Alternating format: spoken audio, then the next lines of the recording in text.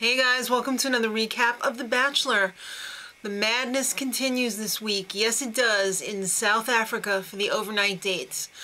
On one hand, Brad is really afraid of being alone, of dying alone. And on the other hand, he's afraid of being with someone. So I don't know how this is going to work out, but it just doesn't seem like it ever could.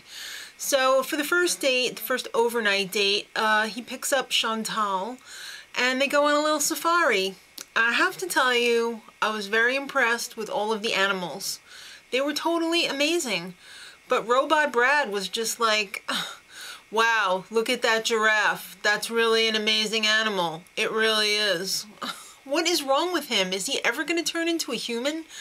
So at dinner, Brad admits to Chantal that he is the most comfortable around her, and he's the most human around her, I guess. He really likes her spontaneity. She's like, we should get married. You know, what if we got married right now? And he kind of seemed interested. He didn't seem interesting at all, but he kind of seemed interested. I don't know. I really don't know, Brad. So then he pulls out the fantasy suite card and he said, my pimp gave this to me to give to you, and it's got some instructions on here. There was a key inside. It said, leave the money on the dresser, no kissing with tongues, and leave by 6:30 a.m. Just kidding. It said, go do it in the fantasy tree. And it was a tree house, which I think kind of was an evil plan because she couldn't leave. The animals would eat her. So she had to spend the night with him. Otherwise, she would have been eaten. All right, so for Emily's date, Brad arrives on an elephant, and she's like, shut up, elephant.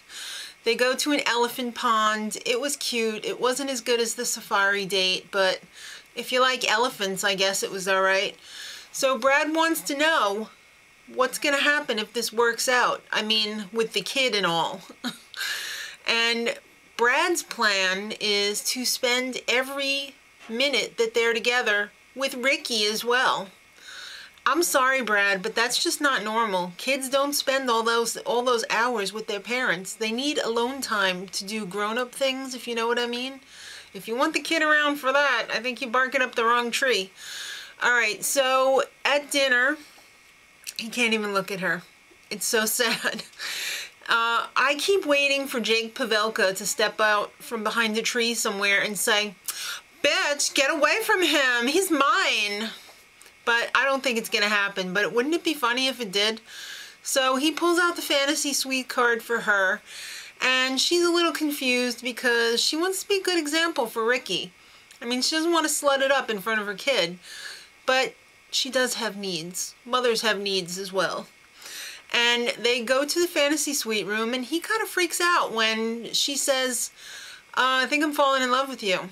And he's like, I'm falling in love with you as well, even though I can't look at you. It was so weird. This whole episode was extremely weird. And the grand weirdness of all, Ashley's date, which really freaks me out because it keeps sounding like he's saying Ashley.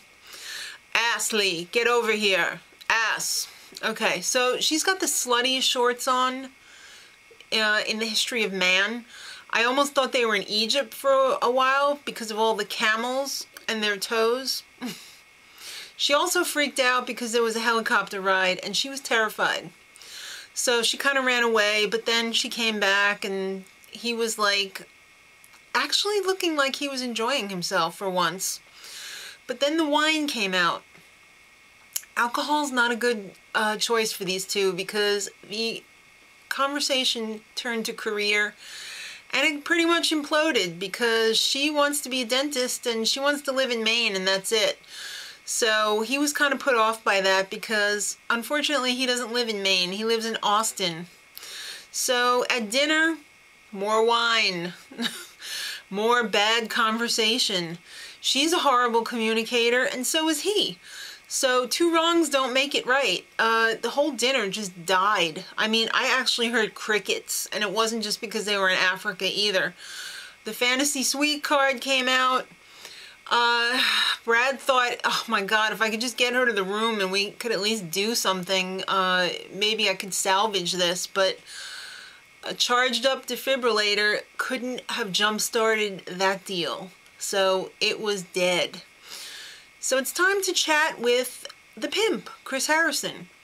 And Brad's all bummed out because he knows the date with Ashley went bad, but he really feels like he's got a connection with her. Unfortunately, the connection is he owns bars and she likes the drink. She likes to knock a few drinkies back, but then she's a very needy drunk. I mean, it always goes south whenever she has a few drinks, if you've noticed all season. Alright, so it's time for the rose ceremony. The ladies are standing out there in the hot sun, probably getting eaten by mosquitoes.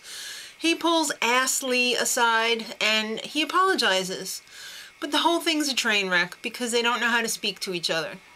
Stick a fork in her. She's done. He dumps her on the spot because he respects her too much to make her stand there and be humiliated by the rose ceremony. Why? She couldn't wait to get the hell out of there with good reason because it was very humiliating. So he seemed confused. She seemed confused. He left the other two waiting there in the hot sun, and I felt really bad for them, but at least they weren't going home. Although that might have been the merciful thing to do. He probably just should have sent them all home. But next time, is there going to be a next time? I guess so. It's the ladies tell all, and that crazy Michelle comes back, and a couple of other assorted nut jobs. But then after that, if you can hang on for just 2 weeks, it's going to be the finale. And they're going to be hopping on a plane to Cape Town, or maybe if it's a low-budget show, a bus. They're going to meet Brad's wonderful family. God, I hope they're human. And he might propose. Actually, he's supposed to propose. And it's supposed to be very emotional. Will wonders never cease? Because I haven't seen any emotion out of Brad the entire season so far. So, good luck with that, kids. Till next time, much love.